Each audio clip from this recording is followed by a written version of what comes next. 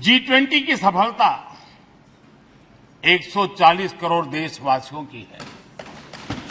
ये भारत की सफलता है,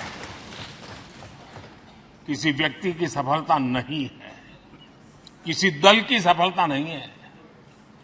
भारत के फेडरल स्ट्रक्चर ने, भारत की विविधता ने 60 स्थानों पर 200 से अधिक समिट और उसकी मेजबानी हिंदुस्तान के अलग अलग रंग रूप में देश की अलग अलग सरकारों ने बड़े आन बान शान से की और ये प्रभाव पूरे विश्व भर के मन पर पड़ा हुआ है। ये हम सबके सेलिब्रेट करने वाला विषय है, देश के गौरवगान को बढ़ाने वाला है। और जैसा आपने उल्लेख किया, भारत इस बात के लिए गर्व करेगा, जब भारत अध्यक्ष रहा उस समय अफ्रीकन यूनियन इसका सदस्य बना। मैं उस इमोशनल पल को भूल नहीं सकता जब अफ्रीकन यूनियन की घोषणा हुई और अफ्रीकन यूनियन के प्रेसिडेंट, उन्होंने एक इंटरव्यू में कहा कि मेरे जीवन में ऐसी पल थी, शायद मैं बोलते बोलते रो पड़ूंगा। आप कल्पना कर सकते हैं कि कितनी बड़ी अपेक्षा और आशाएं पूरी करने का काम भारत के भाग्य में आया। आदरणीय अध्यक्ष जी, भारत के प्रति शक करने का एक स्वभाव कई लोगों का बना हुआ है और जब आजादी मिली तब से चल रहा है। इस बार भी यही था, कोई डिक्लेरेशन नहीं होगा, असंभव है। लेकिन ये भारत की ताकत है कि वह भी हुआ और विश्व सर्वसम्मति से एक साझा घोषणा पत्र लेकर के आगे का रोड मैप लेकर के यहां से प्रारंभ हुआ है। और अध्यक्ष जी, आपके नेतृत्व में, क्योंकि भारत की अध्यक्षता नवंबर के आखिरी दिन तक है, इसलिए अभी हमारे पास जो समय है उसका उपयोग हम करने वाले हैं। और आपकी अध्यक्षता में दुनिया भर के ये जो G20 के सदस्य हैं, P20 पार्लियामेंट के स्पीकर्स की एक समिट, जैसे आपने घोषणा की, सरकार का आपके इस प्रयासों को पूरा समर्थन रहेगा, पूरा सहयोग रहेगा। मैं पहली बार जब संसद का सदस्य बना और पहली बार एक सांसद के रूप में इस भवन में मैंने प्रवेश किया, तो सहज रूप से मैंने इस संसद भवन के डोर पक्ति पर अपना शीश झुका करके इस लोकतंत्र के मंदिर को श्रद्धा भाव से नमन करते हुए मैंने पैर रखा था। वो पल मेरे लिए भावनाओं से भरी हुई थी, मैं कल्पना नहीं कर सकता था। लेकिन भारत के लोकतंत्र की ताकत है, भारत के सामान्य मानवी की लोकतंत्र के प्रति श्रद्धा का प्रतिबिंब है कि रेलवे प्लेटफॉर्म पर गुजारा करने वाला एक गरीब परिवार का बच्चा पार्लियामेंट पहुंच गया था।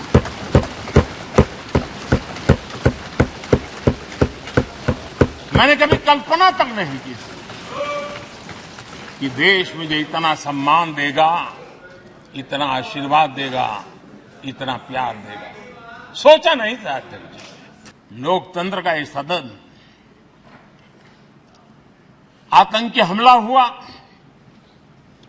पूरे विश्व में यह आतंकी हमला एक इमारत पर नहीं था, ये मदर ऑफ डेमोक्रेसी एक प्रकार से हमारी जीवात्मा पर यह हमला था। ये देश उस घटना को कभी भूल नहीं सकता है।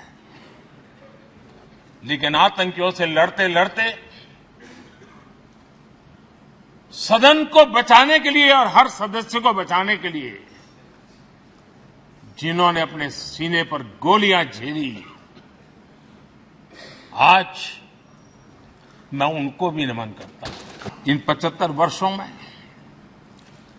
हमारी संसद ने जन भावनाओं की अभिव्यक्ति का भवन भी बना दिया। यहां जन भावनाओं की पुरजोश अभिव्यक्ति और हम देखते हैं राजेंद्र बाबू से लेकर डॉक्टर कलाम, रामनाथ कोविंद और अभी द्रौपदी मुर्मू जी, इन सब के संबोधन का लाभ हमारे सदनों को मिला है, उनका मार्गदर्शन मिला है। आदरणीय अध्यक्ष जी, पंडित नेहरू जी, शास्त्री जी, वहां से लेकर के अटल जी, मनमोहन सिंह जी तक एक बहुत बड़ी श्रृंखला जिसने इस सदन का नेतृत्व किया है और सदन के माध्यम से देश को दिशा दी है, देश को नए रंग रूप में ढालने के लिए उन्होंने परिश्रम किया है, पुरुषार्थ किया है। आज उन सबका गौरवगान करने का भी अवसर है। आदरणीय अध्यक्ष जी, सरदार वल्लभ भाई पटेल, लोहिया जी, चंद्रशेखर जी, आडवाणी जी, न जाने अनगिनत नाम, जिन्होंने हमारे इस सदन को समृद्ध करने में, चर्चाओं को समृद्ध करने के लिए, देश के सामान्य से सामान्य व्यक्ति की आवाज को ताकत देने का काम इस सदन में किया है। विश्व के भी अनेक राष्ट्राध्यक्षों ने हमारे इन सदनों को संबोधित करने का भी अवसर आए हैं और उनकी बातों में भी भारत के लोकतंत्र के प्रति आदर का भाव व्यक्त हुआ है। आदरणीय अध्यक्ष जी, उमंग उत्साह के पल के बीच भी कभी सदन की आंख से आंसू भी बहे।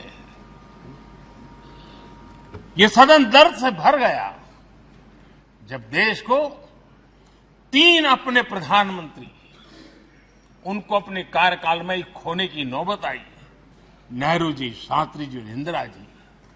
तब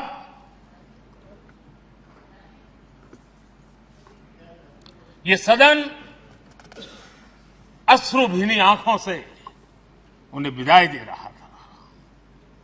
आदरणीय अध्यक्ष जी, अनेक चुनौतियों के बावजूद भी हर स्पीकर ने, हर सभापति ने बेहतरीन तरीके से दोनों सदनों को सुचारू रूप से चलाया है और अपने कार्यकाल में उन्होंने जो निर्णय किए, वो निर्णय मावलंकर जी से काल से शुरू हुए हो या सुमित्रा जी के कालखंड के हो या बिरला जी के, आज भी उन निर्णयों को रेफरेंस पॉइंट माना जाता है। ये सही है कि हम जनप्रतिनिधि अपनी अपनी भूमिका निभाते हैं, लेकिन सातत्यपूर्ण तरीके से हमारे बीच जो ये टोली बैठती है, उनकी भी कई पीढ़ियां बदल गई है। कभी कागज लेके दौड़ के आते हैं, उनका भी योगदान कम नहीं है।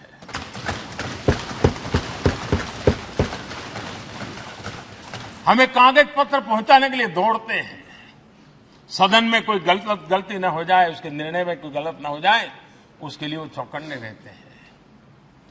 जो काम इनके द्वारा हुआ है, उसने भी सदन के क्वालिटी ऑफ गवर्नेंस में तेजी लाने में बहुत बड़ी मदद की है। मैं उन सभी साथियों का और इनके पूर्व में जो रहे हैं उनका भी हृदय से अभिनंदन करता हूं। इतना ही नहीं, सदन मतलब ये खंड ही नहीं है।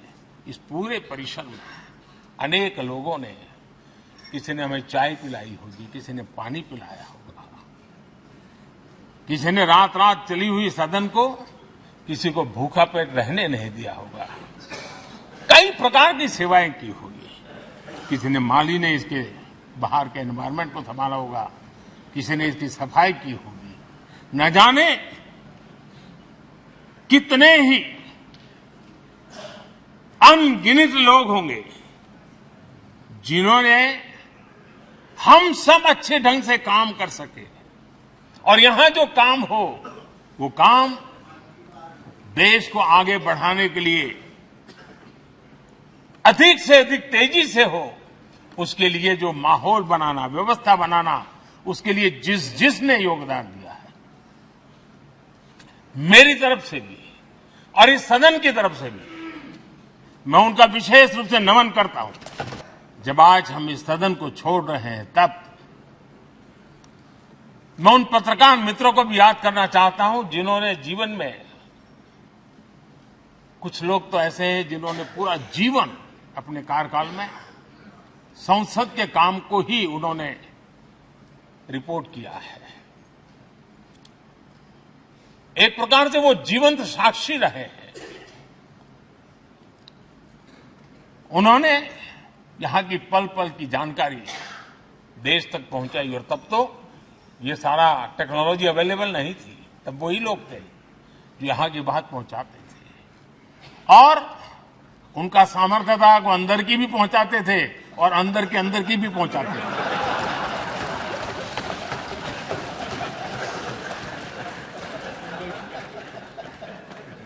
और मैंने देखा कि ऐसे पत्रकारिता जिन्होंने संसद को कवर किया, शायद उनके नाम जाने नहीं जाते होंगे, लेकिन इनके काम को कोई भूल नहीं सकता है।